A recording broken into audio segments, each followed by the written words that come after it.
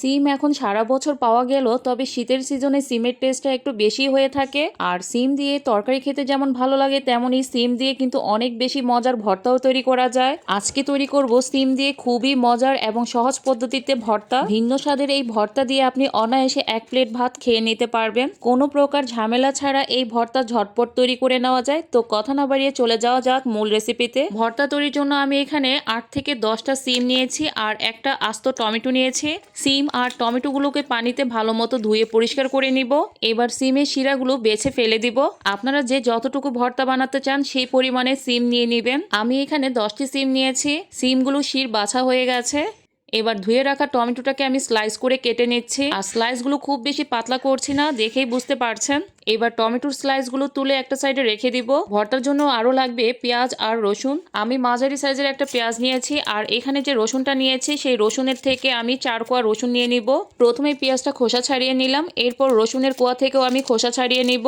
এরপর ভালো মতো ধুয়ে পরিষ্কার করে পানি ঝরিয়ে পেঁয়াজটাকে কুচি করে কেটে নিব। রসুনটা আপনারা সিমের পরিমাণ অনুযায়ী কম বেশি ব্যবহার করতে পারেন। পেঁয়াজটা কেটে নেওয়া হয়েছে, রসুনটা আর কাটতে হবে না, এভাবে আস্ত কোয়াই রাখবো। ভর্তার জন্য আরও লাগছে ধনিয়া পাতা। আমি এখানে বেশ কতগুলো ধনিয়া পাতা আগে থেকেই ধুয়ে পরিষ্কার করে পানি ঝরিয়ে রেখেছিলাম। সেই ধনিয়া পাতাগুলোই কুচি করে কেটে নিচ্ছি। এবার চুলায় একটা প্যান বসিয়ে দিব আর এতে খাঁটি সরিষার তেল 1 টেবিল চামচ দিয়ে দিলাম। আপনারা চাইলে এখানে রান্নার রেগুলার সয়াবিন তেলটাও ইউজ করতে পারেন। আর তেলটাকে ভালো মতো গরম করে নিয়েছি। এবার কেটে রাখা যে টমেটোর স্লাইসগুলো ছিল সেই টমেটোর স্লাইসগুলো দিয়ে উপর থেকে সামান্য পরিমাণে লবণ দিয়ে ঢাকনা দিয়ে ঢেকে সিদ্ধ হতে দিয়ে দিব।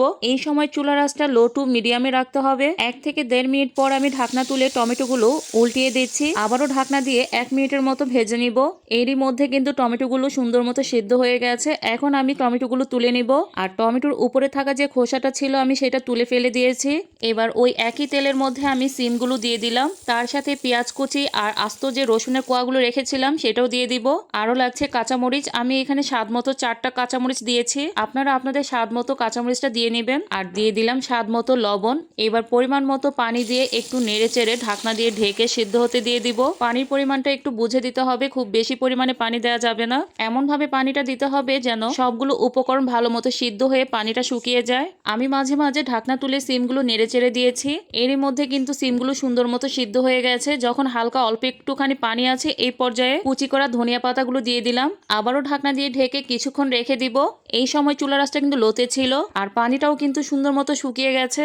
এখন অনবরত নেড়ে চেড়ে পানিটাকে ভালো মতো শুকিয়ে নিয়েছি। এবার সিদ্ধ করা উপকরণগুলো আমি একটা বাটনার মধ্যে নিয়ে নিলাম। আপনারা চাইলে এই ভর্তাটা শিলপাটায় অথবা ব্লেন্ডারও তৈরি করে নিতে পারেন, অথবা আমার মতো বাটনায় পিষেও ভর্তাটা তৈরি করে নিতে পারেন। ভর্তাটা আমি ভালো মতো পিষে নিচ্ছি। আর এখানে লবণ যেহেতু আগে থেকে দেওয়া ছিল, আমি এখানে আলাদা করে আর কোনো লবণ ব্যবহার করিনি। ভর্তাটা ভালো মতো পিষে নেওয়া হয়ে গেছে। ব্যাস তৈরি হয়ে গেল সিম ভর্তা। গরম ভাত বা খুদে ভাতের সাথে এই ভর্তা খেতে কিন্তু অসম্ভব মজার। শীত চলে যাওয়ার আগে একবার হলেও এইভাবে সিম ভর্তা তৈরি করে খাবেন।